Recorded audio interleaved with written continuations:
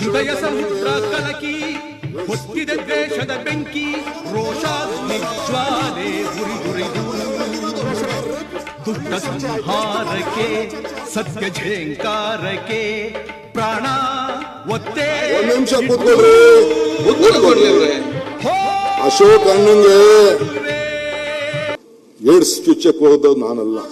ಒಂದ್ ನಿಮಿಷ, ನೀವು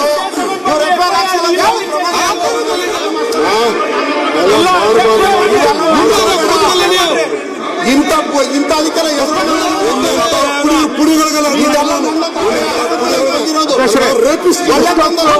ಒಳ್ಳೆ ಚರ್ಚೆ ಆಯ್ತು. ಎಷ್ಟು ಮನೆ ಅವ್ರೇನೇನೋ ಕೇಳಿದ್ದಾರೆ, ಅದು ಉತ್ತರ ಕೊಡ್ಬೇಕು. ಆದ್ರೆ ಅಶೋಕ್ ಅದೇನೋ ಚುಚ್ಚೋದು, ರೇಪಿಸ್ಟು, ಇವೆಲ್ಲ ಪದ ಈ ಸದನಕ್ಕೆ ಭೂಷಣ ತರೋದು. ಬಿಬಿಎಂಪಿ ಡೆವಲಪ್ಮೆಂಟ್ ವಿಚಾರ ಬಿಟ್ಟು ಬೇರೆ ಚರ್ಚೆ ಆಗಿದೆ, ಅದನ್ನ ಕಡ್ತಂತ ತೆಗೀರಿ. ಈಗ ಬಹಳ ಚೆನ್ನಾಗಿ ಇವತ್ತು ನಡೀತಾ ಇದೆ.